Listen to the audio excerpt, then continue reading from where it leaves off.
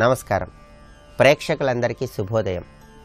ఈనాటి శుభయోగం శీర్షికన అవిఘ్న గణపతి వ్రతాన్ని ఎటువంటి విధి విధానాలతో ఆచరించాలో, తద్వారా ఎలాంటి ప్రయోజనాలు సిద్ధింపజేసుకోవచ్చు, అలాగే గురువారం సందర్భంగా దత్తాత్రేయ స్వామివారి అవతార వైభవాలు ఏంటో పరిశీలిద్దాం. ప్రధానంగా ఈరోజు ఫాల్గుణ శుద్ధ చవితి. ఫాల్గుణ మాసంలో వచ్చే శుద్ధ చవితి తిథి నాడు అవిఘ్న గణపతి వ్రతాన్ని ఆచరించాలని, అలా అవిఘ్న గణపతి వ్రతాన్ని ఆచరించినట్లయితే గణపతి అనుగ్రహానికి పాత్రులై అన్ని విఘ్నాలను తొలగింపజేసుకోవచ్చని స్మృతి కౌస్తుభం అనే ప్రామాణిక గ్రంథంలో వివరించడం జరిగింది. అందువల్ల స్మృతి కౌస్తుభం అనే గ్రంథంలో చెప్పబడిన విధంగా ఈరోజు ప్రత్యేకంగా గణపతిని ఎర్రటి పుష్పాలతో కుంకుమ కలిపిన అక్షింతలతో పూజించటం, మీ గృహంలో గణపతి చిత్రపటం దగ్గర 5 ఒత్తులు వేసి కొబ్బరి నూనె పోసి దీపాన్ని వెలిగించటం, ఓం హేరంబాయ నమః అనే మంత్రాన్ని జపించటం ద్వారా గణపతి అనుగ్రహానికి చాలా సులభంగా పాత్రలు కావచ్చు. అలాగే గురువారం దత్తాత్రేయ స్వామివారికి ప్రీతిపాత్రమైన వారం. కరుణాకరుడైనటువంటి దత్తాత్రేయ స్వామివారు విభిన్న స్థలాలలో, విభిన్న సమయాలలో, విభిన్న ఆకార విశేషాలతో అనేక మంది సాధకుల మనస్సులో సాక్షాత్కరించారని, దత్తాత్రేయ వారికి 16 అవతారాలు ఉన్నాయని మనకు పురాణ గ్రంథాలలో ప్రామాణికంగా వివరించడం జరిగింది. దత్తాత్రేయ స్వామివారు యోగిరాజు, అత్రివరదుడు, దిగంబర అవధూత, కాలాగ్ని శమనుడు, యోగిజన వల్లభుడు, లీలా విశ్వంభరుడు, సిద్ధరాజు, జ్ఞానసాగరుడు, విశ్వంభరావధూత, మాయాముక్తావధూత, ఆది గురువు, శివస్వరూపుడు, దేవదేవుడు, దిగంబరుడు, దత్తావధూత, శ్యామ కమలలోచనుడు అనే 16 రూపాలలో అవతార స్వరూపాలను వ్యక్తం చేశాడని ప్రామాణిక గ్రంథాలలో వివరించడం జరిగింది. ఈ 16 స్వరూపాలలో ఉన్నటువంటి దత్త వైభవాన్ని స్మరించుకోవటం ద్వారా, ఈ 16 స్వరూపాలలో ఉన్నటువంటి ప్రత్యేకమైన శ్లోకాలను గురువారం శ్రవణం చేయటం ద్వారా, స్వామి నామాలను స్మరించుకోవటం ద్వారా దత్త కృపకు సులభంగా పాత్రులై అత్యద్భుతమైనటువంటి శుభ ఫలితాలను సిద్ధింపజేసుకోవచ్చు. ఈ 16 అవతార స్వరూపాలలో, ఈ 16 అవతార స్వరూపాలలో మొట్టమొదటి అవతార స్వరూపం యోగిరాజు అవతార స్వరూపం.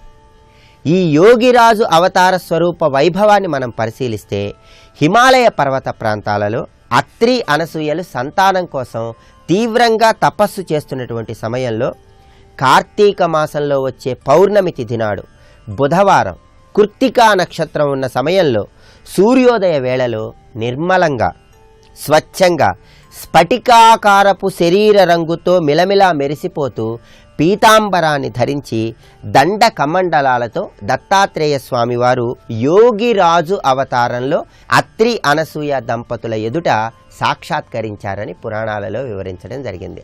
ఆ యోగిరాజు అవతార స్వరూపానికి సంబంధించిన ఒక అద్భుతమైనటువంటి శ్లోకాన్ని మనకు శాస్త్రాలలో వివరించడం జరిగింది. ఆ శ్లోకాన్ని గురువారం నాడు శ్రవణం చేస్తేనే చాలు మానసిక అశాంతిని తొలగింపజేసుకుని మానసిక ప్రశాంతతను పొందవచ్చు.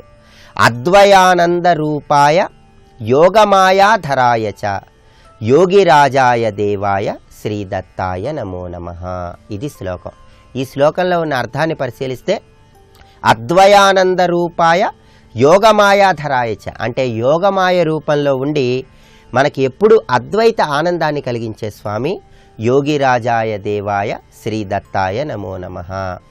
రేపటి శుభయోగం శీర్షికన ఆనంద పంచమి వ్రతాన్ని ఎటువంటి విధి విధానాలతో ఆచరించాలో, తద్వారా ఎలాంటి ప్రయోజనాలు సిద్ధింపజేసుకోవచ్చో పరిశీలిద్దాం. నమస్కారం.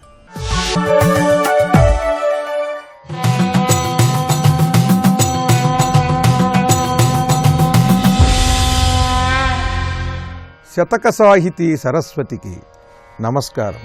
ప్రభువుల్ సర్వజనానుకూలున్ ఒక నేరం బెంచి వంచినన్ ప్రభయొక్కింతయు వెల్తి కాదతనికిన్ భావింప గేదంగినై అభవుండల్గి తిరస్కరించెనని ఎందైనన్ బుధశ్రేణి తద్విభవంబున్ కొనియాడకుండునే మహిన్ దేవా జగన్నాయక.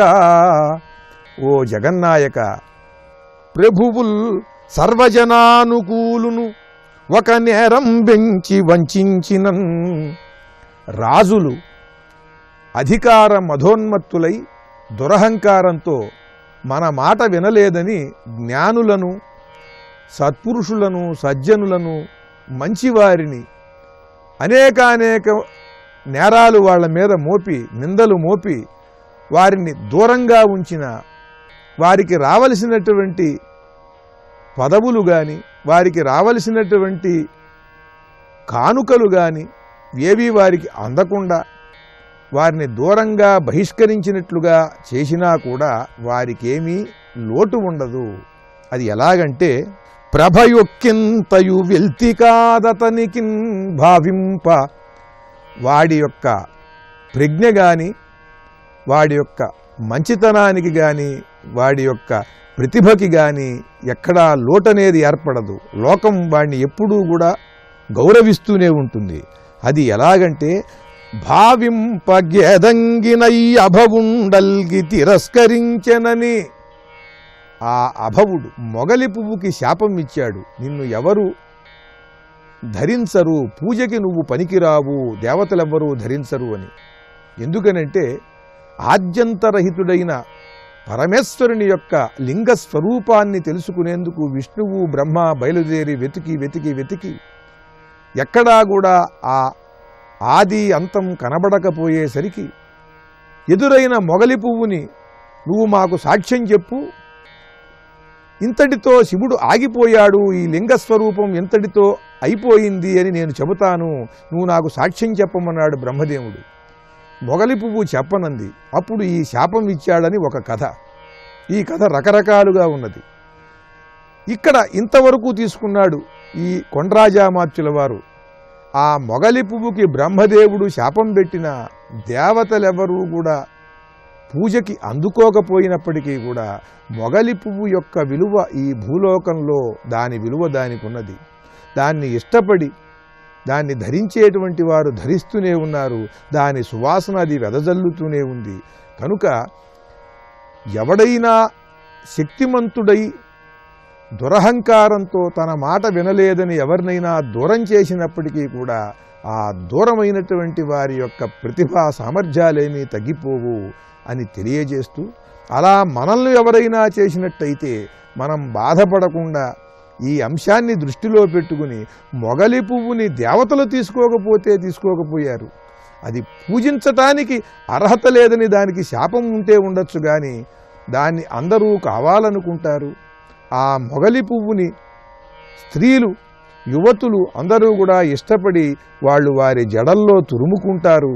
దాని విలువ దానికి ఉంటుంది. అలాగే మనం కూడా సాగాలి అని తెలియజేస్తూ అద్భుతమైనటువంటి నీతులు, హితోక్తులతో, భక్తి తత్పరతతో చక్కని పద్యరచన చేసి గొప్ప శతకాన్ని మనకు అందించిన విద్వత్కవులు శ్రీ వరాహగిరి కొండ్రాజామాత్యుల వారి జగన్నాయక శతకంలోని మరి ఒక పద్యం గురించి రేపు ఉదయం తెలుసుకుందాం. ఓం శ్రీ జగన్నాయకాయ నమః.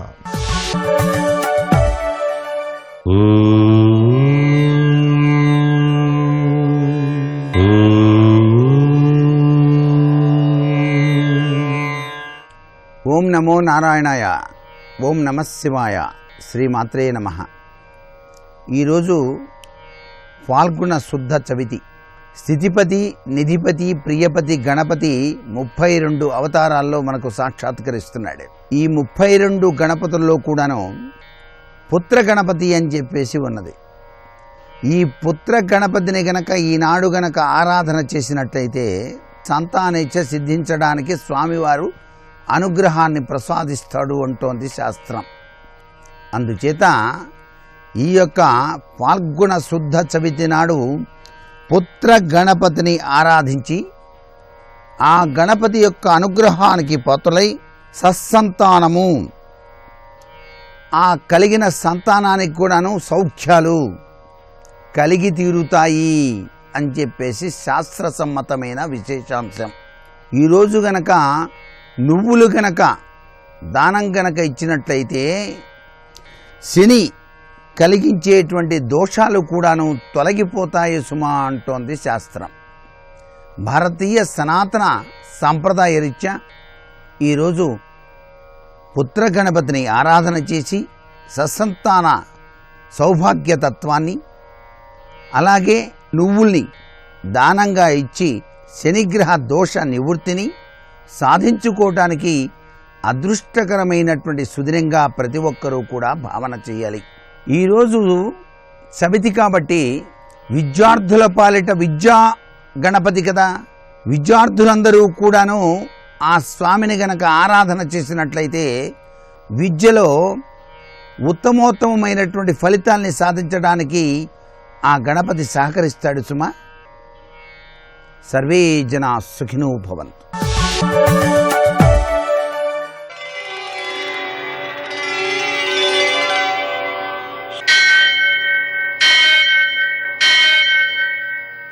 సహస్రశీరుషం దేవం విశ్వాక్షం విశ్వశంభువం విశ్వం నారాయణం దేవమక్షరం పరమం పదం విశ్వతః పరమాం నిత్యం విశ్వం నారాయణగుం హరిం విశ్వమేవేదం పురుషస్తద్విశ్వముపజీవతి పదిం విశ్వస్యాత్మేశ్వరం శాశ్వతం శివమచ్యుతం నారాయణం మహాజ్ఞేయం విశ్వాత్మానం పరాయణం.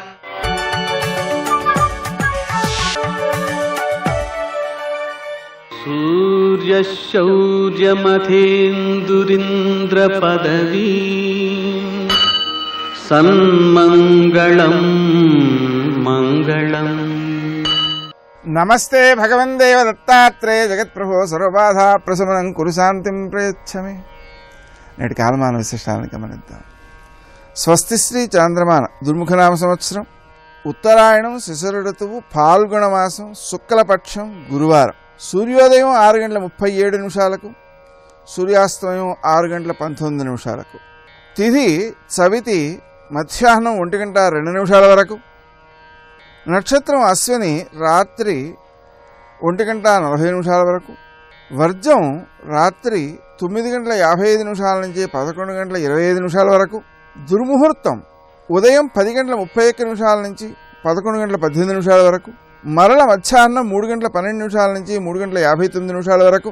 అమృతకాలం సాయంకాలం 6:56 నుంచి 8:26 వరకు.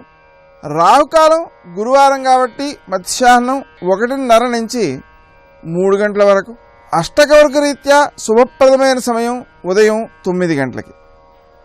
నేటి విశేషాలు: తెల చతుర్థి, పుత్ర గణపతి వ్రతం, గురువారం. విశేషం ఏంటంటే గురువారం పుత్రకారకుడైన గురునికి సంబంధించినది. పుత్ర గణపతి వ్రతం కూడా ఈరోజే కలిసి రావడం వలన ఈరోజు ఆ గణపతిని ఆరాధించుకోవడానికి చాలా ఉత్తమమైన దివసంగా మనం భావన చేయవచ్చు. దానివల్ల సత్సంతానం కలుగుతుంది. సత్సంతానాన్ని ఇవ్వడంలో గణపతి చాలా విశిష్టమైనటువంటి వాడు. కావ్యకంఠ గణపతి ముని గారి తండ్రి డుండి గణపతి ఉన్నటువంటి క్షేత్రంలో కాశీలో తపస్సు చేసి ఆయన అనుగ్రహంతో సంతానాన్ని పొందినందువలన ఆయనకి కావ్యకంఠ గణపతి ముని అనే పేరు పెట్టారు. అలా ఉత్తమ సంతానానికి ఈ గణపతి వ్రతం, గణపతి యొక్క ఆరాధన బాగా ఉపకరిస్తాయి. తెల చతుర్థి కాబట్టి నువ్వులతో ఆరాధించడం, నువ్వుల ఉండలు నివేదన చేయడం, నువ్వుల్ని దానం చేయడం, నువ్వుల్ని ఆవులకు పెట్టడం ఇత్యాదికములన్నీ కూడా సకల వ్యాధి నిర్మూలకములై, విశేషించి జాతకంలో ఉండేటువంటి గండ దోషాలు ఏవైతే ఉన్నాయో వాటినన్నిటినీ తొలగించి ఆయుర్దాయ బలాన్ని ఇవ్వడంలో ఆ నువ్వుల యొక్క పాత్ర చాలా ప్రాధాన్యాన్ని సంతరించుకుంటుంది. కాబట్టి ఆ నువ్వులను వినియోగించడం, గణపతిని పూజించడం చాలా చాలా శ్రేయస్కరం. నేటి ఆణిమత్యాలు.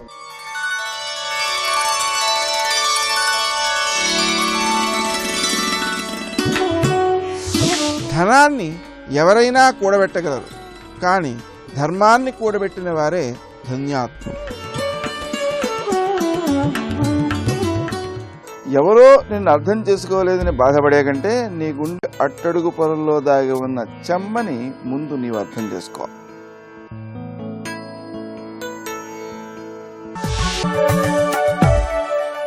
ప్రభుం ప్రాణనాథం విభుం విశ్వనాథం జగన్నాథనాథం సదానందభాజం. ఎవరు ఏ ప్రయోజనం కోసమని చదవచ్చు. మీరు పారాయణ వినియోగం అనొచ్చు, అభిషేకే వినియోగం అని కూడా అనొచ్చు. మొత్తం మహిమస్తుతి అభిషేకం చేసుకోవచ్చు, అది కూడా వివరించారు. పూజార్థే వినియోగ, స్వామి నామాలతో కలిపి దీన్ని పూజ చేయవచ్చు. ఇక సర్వాభీష్ట సిద్ధ్యర్థే జపే వినియోగ అని కూడా కనబడుతుంది ఇక్కడ. ఇందులో ఒక శ్లోకం నమో నేరిష్ఠాయ అనే ఒక శ్లోకం వస్తుంది. అది శివ సాక్షాత్కారానికి పనికొచ్చేటువంటి మంత్రము అన్నారు. అలాగే ఎదుర్ధిం సుత్రామ్నో అనే శ్లోకము దరిద్రాలు ఏవైనా ఉంటే పోయి పుష్టి కలిగిన ఐశ్వర్యం రావడానికి పనికొస్తుంది అన్నారు. అలాగే కృష పరిణతి చేత క్లేశ వశ్యం అనే ఫలశ్రుతి శ్లోకం, అది చదివితే మానసికమైన రోగాలు పోతాయన్నారు. చూడండి ఎన్ని విశేషాలు చెప్పారు ఇక్కడ. ఇలాగా ఒకటేమిటండి, చాలా చాలా వివరిస్తున్నారు ఇక్కడ. అలాంటి భవ్యమైనటువంటి మహిమన స్థుతులు.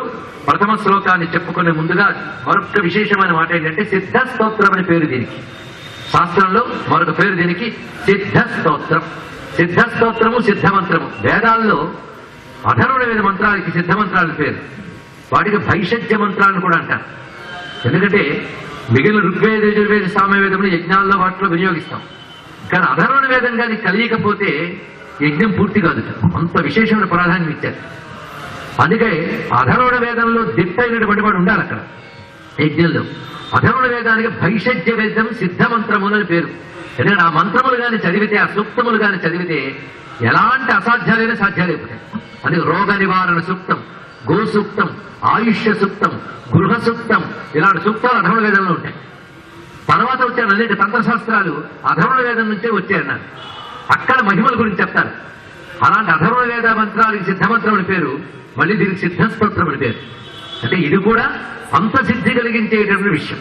చిత్రం ఏంటంటే ఇందులో కొన్ని వింటూ ఉంటే రుద్ర నమక మంత్రాలు వింటున్నట్టు ఉంటుందండి. మీరు చదివి చూడండి. రుద్ర నమక మంత్రాల కంటే దానికి అనేక రకాలైనటువంటి అవసరాలు నియమాలు ఉన్నాయి. అన్ని లేవు దీనికి. హాయిగా చదువుకోవచ్చు, ఎవ్వరైనా స్త్రీలైనా పురుషులైనా చదువుకోవచ్చు. చదివి అందరూ ఫలితాలు పొందవచ్చు. చెప్పడానికి ఏమన్నది ఇక్కడ. చదువుకోవడం చేత కాకపోతే ముందు వినండి. అలాంటి ఈ భవ్యమైనటువంటి శివమహిమల స్తుతి యొక్క ప్రత్యేకత సిద్ధ స్తోత్రం. ఇక్కడ స్తోత్రం అంటే కొన్ని లక్షణాలు ఉంటే దాని స్తోత్రం అనాలి. ఇది తెలుసుకోవాల్సింది. ముందు స్తోత్రం అంటే ఏమిటి? స్తోత్రం అంటే దేవత యొక్క సంపూర్ణ తత్వం స్తోత్రం ద్వారా ఆవిష్కరింపబడాలి. ఫస్ట్ అండ్ ఫోర్మోస్ట్ కండిషన్ దేవత యొక్క సంపూర్ణ తత్వం అందులో ఉండాలి. ఇక్కడ అంటే స్తోత్రంగా మీరు జాగ్రత్తగా తెలుసుకుంటే దేవత అర్థమైపోవాలి. అది ఇక్కడ. అది ప్రతి స్తోత్రం ఒక శాస్త్రం. ఇక్కడ వేదాంతాన్ని కూడా సరిగ్గా అర్థం చేసుకోవాలి. ఇక్కడ ఇది రచించిన వాడు మహావేదాంతి, అది మర్చిపోవద్దు. ఈ మహిమ స్తుతి రచించిన వాడు కూడా మహావేదాంతి, అద్వైత వేదాంతి. అద్వైతం ప్రతిపాదించారు ఇక్కడ. దీని భాష్యం రచించిన మధుసూదన సరస్వతి కూడా అద్వైత వేదాంతి. వాళ్ళు రచించారంటే ఇది వేదాంతులకు కూడా చాలా అవసరమే. మొత్తానికి ఈ భవ్యమైనటువంటి మహిమ స్తుతికి ఎన్ని కోణాల్లో చెప్పుకోవాలి ఇక్కడ.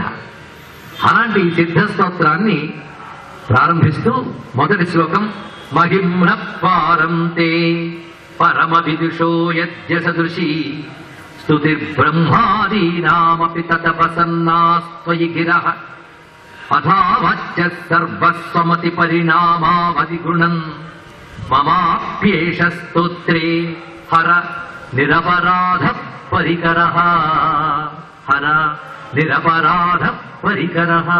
ఇది ప్రథమ శ్లోకం. ఇందులో ఉన్న మంత్రశక్తికి అందరికీ నమస్కారం చేస్తున్నాం. మొత్తాన్ని స్తోత్రానికి ఉండవలసిన లక్షణం ఈ శ్లోకంలో ఉంది కనుక దీన్ని చదివి స్తోత్ర లక్షణం చెప్తున్నాం. స్తోత్రం అంటే ఏమిటి చెప్పుకున్నాం? భగవంతుని యొక్క సంపూర్ణ తత్వము ఆవిష్కరింపబడేదే స్తోత్రము. భగవంతుడు అనగానే ఏమిటేమిటి కనబడతాయో ఆలోచిద్దాం. నామం, భగవన్ నామం, భగవద్ రూపం, భగవద్ లీల, భగవద్ గుణం, భగవత్ తత్వం. 5 అంశములు వచ్చేది చూసారా? కొందరు నామం దగ్గర ఆగిపోతారు, చాలండి చాలండి అని. కొందరు రూపాలు భావిస్తారు, వాళ్ళు అక్కడే ఆగిపోతారు. మూడో దానికి కూడా వెళ్ళారుగా. భగవంతుడు నామము, రూపము. మూడవది ఏమన్నాం? లీల. లీల అంటే ఆయన చేసిన పని, ఆయన చేసిన పనులు. మీరు విష్ణువుని తలంచుకుంటే కృష్ణుడై, రాముడై, నృసింహుడై చేసిన పనులన్నీ ఆయన లీలలు. మా అమ్మని తలంచుకుంటే ఆవిడ లలిత అయ్యి మహిషాసుర మర్దిని అయి చేసినవన్నీ ఆవిడ లీలలు. మా శివుణ్ణి తలంచుకున్నా అనుకోండి, త్రిపురాసుర సంహారం, గంగాధరుడు బ్రహ్మాది దేవతల్ని నియంత్రించేటటువంటి వాడు. అబ్బో, ఆయన లీలలు చాలా చాలా మనకు వస్తాయి. విషాన్ని గ్రహించిన లీల, ఇవన్నీ లీలలు. కనుక ప్రతి దైవానికి కూడా నామం, రూపం, లీల ఇవి తలంచుకుంటూ ఉంటేనే భక్తుడు మురిసిపోతాడు. ఆ నామం అంటూ ఆనందిస్తాడు, ఆ రూపాలు తలంచుకుంటూ మురిసిపోతాడు.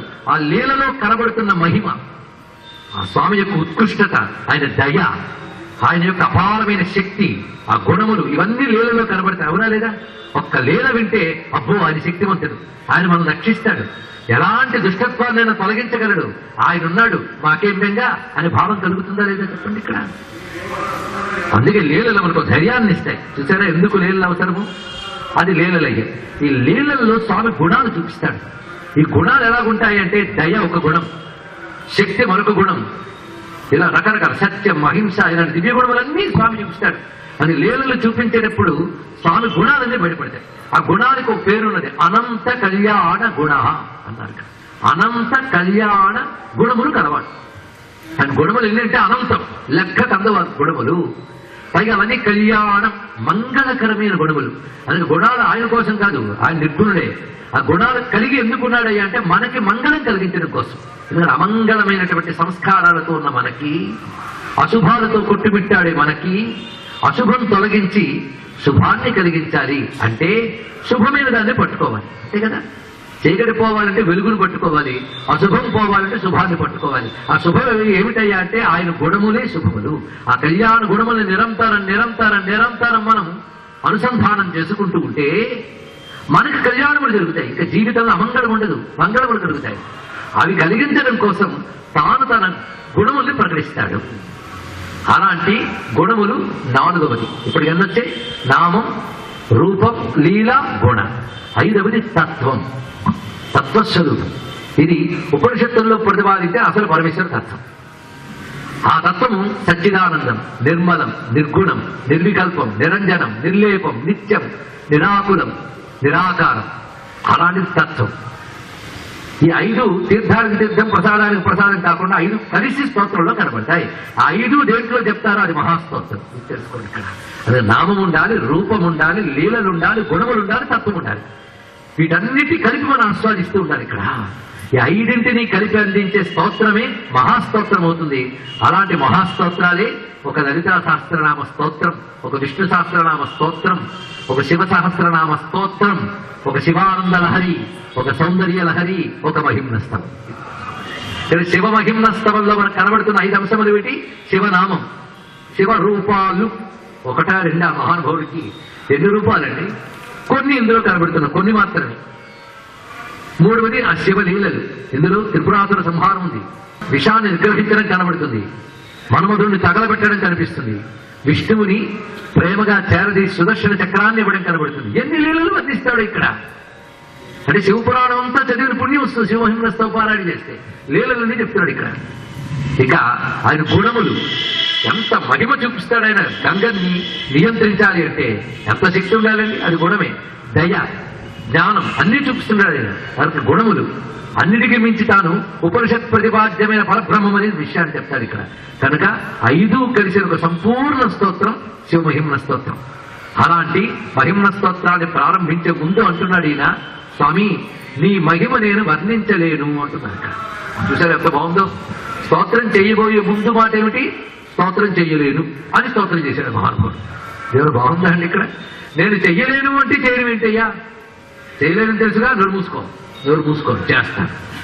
చేస్తావా? చేయలేదు అంటే చేయలేదు అని చేస్తాను. ఏమిటయ్యా ఇదంతా ఆశ్చర్యంగా ఉన్నది అంటే, నేను చెయ్యగలను అనే అహంకారంతో నేను స్తోత్రం చేయడం లేదయ్యా. అది దీని యొక్క భావం ఇక్కడ. స్తోత్రం ఎందుకు చేస్తున్నానంటే నేను తరించడం కోసం స్తోత్రమే తప్ప అహంకారంతో స్తోత్రం చేయలేదు. నిన్ను స్తోత్రం చెయ్యాలి అంటే, స్తోత్రం చేయాలంటే ఏముండాలండి? స్తోత్రం అంటే పొగట్ట. అవతలని పొగడాలి అంటే వాళ్ళ గురించి తెలియాలి. దేవతలకు పొగట్ట అంటే అర్థం ఏంటంటే, ఆ పొగట్టలో ఇందాక చెప్పాం కదా, ఏం చెప్తున్నా? నామ, రూప, గుణ, లీలా, తత్వం. అంటే స్వామి నీ గురించి నాకు బాగా తెలిసయ్యా అని దాని విషయం. అంటే ఆయన గురించిన జ్ఞానం.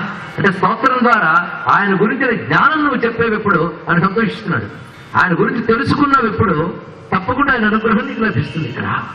అది కనుక స్తోత్రము, భగవంతుడికి చేసిన స్తోత్రం వేరు, భగవంతుడు వేరు కాదు. ఇది కూడా తెలుసుకోండి. ఇవాళ అసలు స్తోత్రం యొక్క ప్రయోజనం తెలియాలి చాలా మందికి. సర్వం శ్రీ సాంబ సదాశివ చరణారవిందార్పణమస్తు.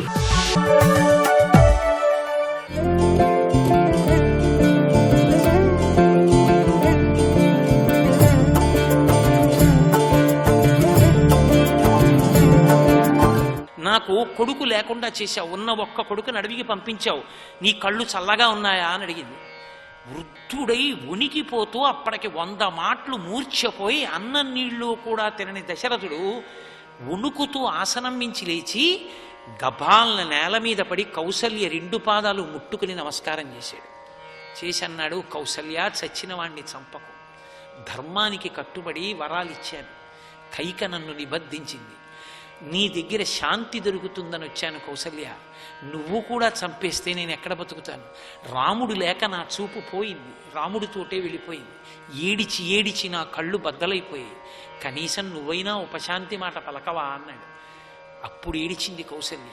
అయ్యో, భర్త పాదాలు ముట్టుకుని అంజలి ఘటించేటట్టుగా ప్రవర్తించిన భార్య ఎంత పొరపాటు జరిగింది నా వల్ల, మీ కష్టం చూడలేకపోయానని ఎత్తి పడుకోబెట్టింది. ఏడిచి ఏడిచి పిచ్చి తల్లి కౌసల్య నిద్రపోయింది, సుమిత్ర నిద్రపోయింది. అప్పుడు జ్ఞాపకానికి వచ్చింది, తను ఒక మునికుమారుణ్ణి బాణం పెట్టి కొట్టడం, ఆఖరణ ముని నువ్వు కూడా నాలాగే హాపుత్ర అంటూ పుత్రశోకంతో ప్రాణం విడిచిపెడతావన్నాడు కౌసల్య. ఇప్పుడు నాకు అర్థమవుతోంది, నేను హాపుత్ర అంటూ ఎందుకు చచ్చిపోతున్నానో నాకు తెలిసింది. ఆఖరి కోరిక ఏమిటో తెలుసా దశరథ మహారాజు గారిది? కౌసల్య, ఒక్కసారి రాముడు వచ్చి నన్ను ముట్టుకుంటే బాగుండు, నన్ను పట్టుకుంటే బాగుండు. రాముడు ధర్మమూర్తి, వెనక్కి రాడు కౌసల్య. 14 ఏళ్ళు అయిపోయాక రాముడు తిరిగి వస్తుంటే చూసిన వాళ్ళు ఉన్నారే, వాళ్ళు ధన్యాత్ములు. ఇక ఈ దశరథుడు చూడడు, రాముడు లేకుండా ఉండలేను, వెళ్ళిపోతున్నానంటూ నాకు కళ్ళు కనపట్టలేదు, జ్ఞానేంద్రియాలు పనిచేయట్లేదంటూ కొడుకునే తలుచుకుంటూ శరీరం వదిలేశాడు. ఒక తండ్రి కొడుకు మీద ఎంత వ్యామోహంతో ఉంటాడో, ఎంత ప్రేమతో ఉంటాడో. ఎన్ని ఉన్నా నాకు సుఖం లేదన్నాడు పిల్లల కోసం, ఎన్ని ఉన్నా కొడుకు లేనప్పుడు ప్రాణమే వదిలేశాడు. దశరథ మహారాజు గారి యొక్క జీవితం ఒక కొడుకు మీద తండ్రి ఎంత ప్రేమతో ఉంటాడు అన్నదానికి పరాకాష్ఠ. అటువంటి తండ్రి శరీరం విడిచిపెట్టేసినా ఎంత సంతోషంగా ఉండగలడో అలా సంతోషపెట్టగలిగిన కొడుకు యొక్క స్థితికి రామచంద్రమూర్తి పరాకాష్ఠ. తల్లి సీతమ్మ తల్లి సుందరకాండలో అభిజ్ఞానం చెప్తుంది, కాకాసుర వృత్తాంతం చెప్తుంది. అందులో కాకాసురుడు ఆ రామచంద్రమూర్తి విడిచిపెట్టినటువంటి బ్రహ్మాస్త్రానికి అన్ని లోకాలు తిరిగాడు. ఏ లోకానికి వెళ్ళినా ఎవ్వరూ ఆయనకి ఆశ్రయం ఇవ్వలేదు. ఎవ్వరూ ఆశ్రయం ఇవ్వకపోతే తిరిగి తిరిగి తిరిగి తిరిగి తిరిగి తిరిగి తిరిగి ఇంద్రుడి దగ్గరికి వెళ్ళాడు. ఇంద్రుడితో దశరథ మహారాజు గారు పాచికలు ఆడుకుంటున్నాడు స్వర్గలోకంలో. ఆడుకుంటూ కాకాసురుణ్ణి చూశాడు, ఇంద్రుడి కొడుకు ఆ కాకం. నాన్నగారు మీరు పరీక్షించమన్నారు, ఎవరి జోలికెడితే రాముడికి కోపం వస్తుందో తెలుసుకోవడానికి వెళ్ళాడు. రాజ్యం పోతే కోపం రాలా, తండ్రి పోతే కోపం రాలా, జటాయువు పోతే కోపం రాలా, మరి దేనికి కోపం వస్తుంది? ఆ పని చేయిస్తే రావణవధ అవుతుంది, అందుకొచ్చాడు. సీతమ్మ జోలికెడితే కోపం వచ్చింది, కానీ నాన్నగారు మీరు పంపితే వెళ్ళా, బ్రహ్మాస్త్రం వేశాడు రాముడు, ఎవరు నన్ను రక్షిస్తారన్నాడు. ఎవ్వరూ నన్ను రక్షించట్లా, ఎలా అంటే అప్పుడు చెప్పాడు మహానుభావుడు పాచికలాడుతున్న దశరథుడు, నా కుమారుడి కాళ్ళ దగ్గర పడిపో వెళ్ళి, నా కొడుకు రక్షిస్తాడు, నా కొడుకంత ధర్మాత్ముడు అన్నాడు. తిన్నగా వచ్చి కాకాసురుడు పడిపోయాడు. ఆ 2 కాళ్ళ దగ్గర పడిపోయాడు. పడిపోతే నోటితో చెప్పకపోయినా తన దగ్గరికి వచ్చి పడిపోతే శరణాగతి చేసినట్టు స్వీకరించి, ఈ బ్రహ్మాస్త్రమునకు ఏదో ఒక ఆహారం ఇవ్వాలి, ప్రాణములతో సమానమైనది ఏదైనా ఆహారంగా ఇచ్చేయి అన్నాడు. అంటే ఆ దక్షిణం నేత్రం, ఆ కుడి కంటిలో ఉన్నటువంటి చూడగలిగిన శక్తిని ఆ కాకి బ్రహ్మాస్త్రానికి ఆహారంగా ఇచ్చేసింది. ఇచ్చి బతికింది. అప్పటి నుంచి కాకి చూపు అంటారు, ఇలా చూస్తుంది, ఒక కంటిలోనే చూపు. ఇచ్చి బతికి ఆ కాకి లేచి వెళ్ళిపోతూ సరామాయ నమస్కృత్యారాజ్ఞే దశరథాయచ అన్నారు వాల్మీకి మహర్షి. అక్కడ సరామాయ నమస్కృత్య రామచంద్రమూర్తికి నమస్కరించి దశరథ మహారాజు గారికి నమస్కరించింది. వాల్మీకి మహర్షి అక్కడ అలా చెప్పి ఊరుకున్నారు. ఎందుకు అలా నమస్కరించడం? దశరథుడికి ఎందుకు? ఇంతటి ధర్మాత్ముడైన కొడుకుని కన్నావు, తన దగ్గరికి వచ్చి పడిపోతే శరణాగతి కింద స్వీకరించి రక్షించాడు, ఇటువంటి సుగుణాభిరాముడు ఎక్కడుంటాడు అని ఆ రాముడి గురించి చెప్పగానే, ఆ రాముడు రక్షించగానే రాముడికి నమస్కరించి దశరథుడికి నమస్కరించి వెళ్ళిపోయాడు ఆ కాకాసురుడు. అటువంటి కొడుకుని కన్న తండ్రి ఆ దశరథ మహారాజు ఊర్ధ్వలోకాలని పొందాడు. ఎంత పొంగిపోయాడో! ఆ కొడుకులందరూ అటువంటి వాళ్లే. భరతుడికి వశిష్ఠ మహర్షి పిలిచి నీకు సింహాసనం ఇస్తానన్నాడు. ఆయన అన్నాడు తండ్రి గురించి చెప్తూ, అయ్యయ్యో నాకు రాజ్యం ఎందుకండి, యతో మూలం నరపశ్యేత్ ప్రాతుర్భావ మిహాత్మనః సాకథం అనివర్తేతే అది ప్రత్యక్షే సతిదైవతే అంటాడు. ఎంత గొప్ప మాటో! నిజంగా తండ్రి గురించి అందరూ గుర్తుపెట్టుకోవలసిన మాట. లోకంలో పార్వతీ పరమేశ్వరులు లక్ష్మీనారాయణులు కంటికి కనపడరు. నేను ఉన్నాను భవతి అంటారు సంస్కృతంలో. భవతి అంటే ఉన్నాను. నేను ఉన్నాను అన్న మాట మాట్లాడాలంటే అసలు ఈ శరీరం ఒకటి ఉన్నది. కాబట్టి యతో మూలం నరపశ్యేత్, ఈ శరీరం ఉండడానికి మూలము తండ్రి. అటువంటి తండ్రి ప్రత్యక్షమైనటువంటి దైవము. ఈ మాంసనేత్రమునకు దొరకనటువంటి పరమేశ్వరుడు ఈ మాంసనేత్రం చేత చూడబడడానికి, ముట్టుకోవడానికి, నమస్కరించడానికి, పట్టుకోవడానికి వీలుగా దొరికినటువంటి ఈశ్వర స్వరూపమే తండ్రి. అటువంటి తండ్రి మాట కాదన్నవాడు, అటువంటి తండ్రి మనసు కష్టపెట్టినవాడు ఒక కొడుకా అంటాడు. తండ్రి అంటే రామాయణం అంత గౌరవించింది. రామలక్ష్మణ భరత శత్రుఘ్నులంతా గౌరవించారు. తండ్రి తండ్రి, కొడుకు కొడుకే. తండ్రి కొడుకుల అనుబంధం అంటే అంత గొప్పది. ఒక్క విషయం మీరు జ్ఞాపకం పెట్టుకోండి. ఏకశబ్ద సమ్యజ్ఞాత సృష్ట ప్రయుక్త స్వర్గే లోకే కామదుగ్భవతి. ఒక్క మాట పరమ సంతోషంగా శాస్త్రాన్ని అన్వయం చేస్తూ చెప్పుకున్నది దేవతల చేత సమస్త కోర్కెలను కురిపిస్తుంది. శ్రీరామాయణం చదవండి. అబ్బా, ఏమి తండ్రి, ఏమి కొడుకులు, ఏమి అనుబంధం, ఎటువంటి సంబంధాలు! ఈ ధర్మం చేత కదా పురుషుడు పురుషోత్తముడవుతాడు. తండ్రిని ఇలా చూడాలి. ప్రత్యక్ష దైవం అని అర్థమవుతుంది. తండ్రి అంటే కంటికి కనపడే దైవం అని చెప్పి మనకి శాస్త్రాలు చెప్తున్నాయి. రామచంద్రమూర్తి అంతటి వాడు అంత గౌరవించాడు.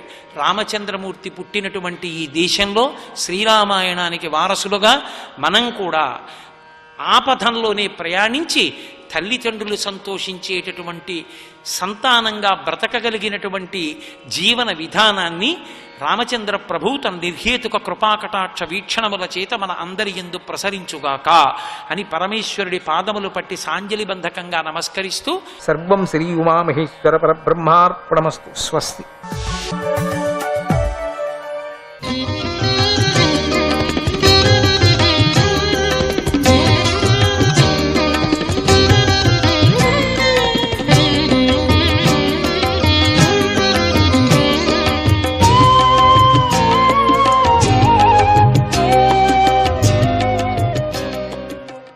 పురుషోత్తమాయ నమః. హిరణ్యకశిపుడిని చంపిన శ్రీహరిని బాలప్రహ్లాదుడు ఇలా ప్రార్థించాడు. ఓ నృసింహస్వామి, నీ కోపాన్ని నియంత్రించు. ఈనాడు నువ్వు రాక్షసులను సంహరించావు. తేలు విషసర్పాలను వధించినప్పుడు అహింసాపారాయణులైన సత్పురుషులు కూడా సంతోషిస్తారు. అలాగే సకల ప్రాణులు కూడా ఈ రాక్షస వధతో సంతోషించి సుఖంగా ఉన్నాయి. ప్రపంచానికి మొత్తం అన్ని ప్రాణులు కూడా సుఖంగా ఉన్నాయి. ఎందుకంటే సత్పురుషులు హింస చేయకూడదు అంటారు, ఎవరిని హింసించకూడదు అంటారు. కానీ ఎప్పుడూ ఇంకొక 100 మందిని హింసించేటువంటి ప్రాణులు కానీ, జంతువులు కానీ, మనుషులు కానీ చంపటంతో దోషం లేదు అన్నారు. అంటే తప్పు, విపరీతమైన తప్పు చేసిన వాడిని, అందరినీ చంపుకుంటూ పోయేవాడిని చంపకోకుండా వదలటం అనేది బాగలేదు కదా, అందుకని వాడిని కూడా చంపాల్సిందే అని సత్పురుషులు కూడా ఒప్పుకుంటారు. విషసర్పాలు, పాము, తేలు ఎవరు ఏమీ చేయలేకపోయినా ఎత్తుకొని వచ్చేది దగ్గరగా ఉండి కొడుతుంది. అందుకని సత్పురుషులు కూడా ఇటువంటి విషసర్పాలని, విష ప్రాణుల్ని, మృగాల్ని వేటాడి చంపటంలో దోషము లేదు అని చెప్పారు. ఇప్పుడు ఒక సింహం ఉంది అనుకోండి, దానికి ఆహారం ఏమిటి? గడ్డి తినలేదు, ఒక జింక పిల్లని తింటుంది. సరే, ఒక న్యాయమే అది, ఎందుకంటే దానికి ఆహారం లేదు కదా. కుందేళ్ళు కానీ లేక జింక పిల్లలు కానీ ఏది దొరుకుతుందో అది చంపుతుంది, వేటాడి చంపుతుంది, దోషమే లేదు అది. ఇక అది వేటాడి మనుషుల్ని చంపేటప్పుడు ముద్దు పెట్టుకోమంటావా? లేక తీసుకుపోయి ఎక్కడో ఒక చోట దాన్ని బంధించి అక్కడ పెడదామన్నా కూడా ఎప్పుడు మనుషుల రక్తం తినిందో తాగిందో ఎట్లైనా కానీ తప్పించుకొని వచ్చి మనిషిని చంపుతుంది. కావాలంటే దాని ప్రికాషన్ కోసం దాన్ని చంపక తప్పదు అని చెప్పారు. దాంట్లో ప్రాణిహింస అనేది లేదు, దాంట్లో దయా లేదు, దాంట్లో దానికి ముక్తిని, మోక్షాన్ని ఇస్తున్నాం అనే విధంగా సత్పురుషులు. కానీ సాధు ప్రాణులను చంపకూడదు. ఇటువంటి సింహాన్ని చంపచ్చు, కానీ ఏదీ హాని చేయనటువంటిది, అందంగా కనపడేది, ఎవరికి ఏమీ చేయనట అపాయంతో కలిగించినటువంటిది జింక పిల్లను ఎందుకు చంపాలని ఉంది? వేటాడి చంపితే అది దోషమవుతుంది. మనిషి చంపిన వాడిని, సింహాన్ని చంపితే అది న్యాయం అవుతుంది.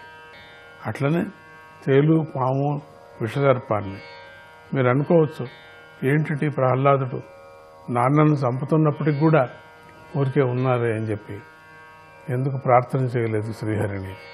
కానీ సాధు సత్పురుషుడిని హింస పెడుతున్నాడు కాబట్టి వాడు పాముతో, తేలుతో, విషసర్పాల కన్నా కొనవాడు వాడు. అందుకని వాడిని చంపాల్సిందే. చంపేటప్పుడు దయ కూడా రాదు మనకు అని, నువ్వు ఎటువంటి వాడిని నువ్వు చంపావు, మహాత్ములందరూ కూడా దాని సరిగా ఉంది అని చెప్తూ ఉంటాం.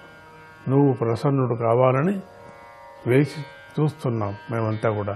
ఇవన్నీ కూడా ఈ సకల మనుషులు, ప్రాణులు కూడా ప్రసన్నుడు అయితే చూడాలని ఉంది. రూపం నృసింహ విభయాయ జనాస్మృతిరంతి. జనాస్మృతిరంతి, జనులు తమ భయం పోగొట్టుకోవటానికై నీ ఈ రూపాన్ని స్మరిస్తూ ఉంటారు.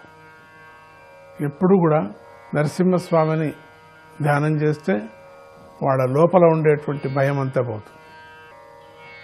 విషసర్పాలు కూడా ఏమీ చేయలేవు వాడిని, వాడు సుఖంగా ఉంటాడు. అటువంటి రూపాన్ని స్మరణ చేసుకుంటూ ఉన్నారు జగత్తులో ఈ రోజు నుంచి కూడా. ఓ పరాజయం తెలియనివాడా, గొప్ప నోరు, నాలుక, సూర్యగోళాల వంటి కన్నులు, కోపంతో ముడిపడ్డ కనుబొమ్ములు, క్రూరమైన కోరలు గల నీ ముఖం ఎంతో భయంకరంగా ఉన్నది. పరమాత్మ, నువ్వు ప్రసన్నుడు కదా, శాంతి రూపం కదా నీది, మహాశాంతి రూపం కదా నువ్వు. నీ రూపం ఎంత అందంగా ఉంటుంది, నీ అద్భుతమైనటువంటి ముఖారవిందం ఎంత బాగుంటుంది. ఇప్పుడు తద్విరుద్ధంగా స్వామి ఎంత భయంకరంగా ఉంది, గోళంలాగా ఉంది నీ నోరు, నీ కన్నులు భయంకరంగా అగ్నిగోళాల్లాగా ఉన్నాయి. స్వామి, నిన్ను చూస్తేనే భయం అవుతుంది. నీ నాలుక భయంకరంగా ఉంది, నువ్వు జూలు భయంకరంగా ఉంది. నీకు ఎంత విచిత్రంగా ఉన్నావు నువ్వు స్వామి, నీ సౌమ్య రూపం ఎక్కడ పోయింది నా ప్రభు అని ప్రార్థన చేస్తూ, ఎంతో భయంకరంగా ఎవరు చూసినా కూడా భయంతో ఉంది. ప్రేగులే నీకు పూలమాలలయ్యాయి స్వామి. ఆ రాక్షసుడి యొక్క పూలమాలల్లాగా ఆ ప్రేగులు వేసేసుకున్నావు నువ్వు, మెడకు చుట్టుకున్నావు. అది అద్భుతమైనటువంటి పూలమాలలాగా ఉంది స్వామి. రక్తంతో తడిసిన జూలు, నీ జూలంతా కూడా రక్తంతో తడిసిపోయింది. రాక్షసుడి యొక్క భయంకరమైన రక్తం ఎన్నో కాలువల్లాగా వస్తుంది. అటువంటి భయంకరమైన శరీరం గలవాడు, రక్తం గలవాడు. వాడి రక్తమంతా నీ జూలు కంటుకుపోయింది. బల్లెపు కొనల వంటి చెవులు, దిగ్గజాలకు కూడా భయాన్ని కలిగించే సింహనాదము. దిగ్గజాలకు, ఎన్ని గజాలకు, ఎన్ని ఏనుగులకు పెద్ద పెద్ద ఏనుగులు కూడా భయపడేటువంటి నీ సింహనాదము, నీ చెవులు పెద్ద గగనాలకేం అందుతున్నాయేమో అన్నట్టుగా ఉంది, అంత పెద్ద చెవులు. అంటే ఆ పల్లెపు కొనల వంటి చెవులు నీకు, చూస్తే పొడుచుకొని వస్తాయేమో అటువంటిది చెవులు నీకు. దిగ్గజాలను భయాన్ని కలిగించే సింహనాదము, శత్రువును చీల్చివేసిన గోళ్ల కొనలు కలిగిన ఈ నీ రూపానికి నేను మాత్రం భయపడాల్సిన పనిలేదు. కానీ నువ్వు భయంకరంగా ఉన్నావు, కానీ నేను భయపడను. స్వామి, నువ్వు దయామయుడు, నీ వెనుకల దాగినటువంటిది దయ. నీకు ఓ దేవా, నీకు దీనులపై మిక్కిలి ప్రేమ కదా, భక్తుల మీద చాలా ప్రేమ కదా. నేను నా కర్మలతో బంధించబడి హింసా స్వభావం గల రాక్షసుల మధ్యలో జన్మించాను స్వామి. నేను ఇటువంటి క్రూరమైనటువంటి రాక్షసుల స్వభావం ఏంటంటే హింస, అంతే. ఇంకా రాక్షస స్వభావం అంటే చంపటం, హింస చేసి చంపటం. అట్లనే చంపరు వీళ్ళు, హింస చేసి చేసి ప్రాణిని చంపుతారు. కొన్ని వేట ప్రాణులు, క్రూరమైనటువంటి ప్రాణులు చిన్న చిన్న పిల్లల్ని వేటాడి కావలసిగా చిక్కినట్టుగా చిక్కుకుంటుంది, మళ్ళీ దాన్ని వదిలేస్తుంది. వేటాడి తన పిల్లలకంతా నేర్పుతుంది, ఇట్లా వేటాడాలా, ఇట్లా చంపాలా, ఒకటే పారి చంపి తినకూడదు, దీన్ని వేటాడి చంపాలా, అది ఎట్లా పరిగెత్తుతుందో మనం కూడా పరిగెత్తాలా అని పిల్లలకు నేర్పుతుందట. ఇటువంటి క్రూరమైనటువంటి వీళ్ళు సింహాలకు కూడా పోల్చాల్సిన పని లేదు, వీళ్ళు అంతకన్నా ఎక్కువ, వీళ్ళు క్రూర ప్రాణుల కన్నా ఎక్కువ, విషసర్పాలు, పాములు, తేళ్ల కన్నా ఎక్కువ. ఇటువంటి రాక్షస మధ్యలో నేను పుట్టాను, నేను జన్మించాను. అటువంటి నేను సంసారంలో పరిభ్రమిస్తూ ఉన్నప్పుడు కలిగే తట్టుకోలేని దుఃఖానికి మాత్రమే భయపడుతున్నాను స్వామి. ఈ రాక్షసుల మధ్యలో నేను జన్మించాను, దానికి భయం లేదు నాకు. నీ రూపం చూసి నాకు భయం లేదు. నేను ముందు నా సంసారం విచారాన్ని భయపడుతూ దాని గురించి యోచన చేస్తూ భయంగా ఉంది నాకు. అటువంటి తట్టుకోలేనటువంటి దుఃఖంతో బాధపడతాను కదా సంసారంలో పడి, సంసార చక్రంలో ముందు దాన్ని గురించి నేను యోచన చేస్తున్నాను ప్రభు. ఇవంతా ఈ రాక్షసుల మధ్యలో ఉండేది నేను భయపడటం లేదు, నీ రూపము చూసి కూడా నేను భయపడటం లేదు. జనార్దనాయ నమః.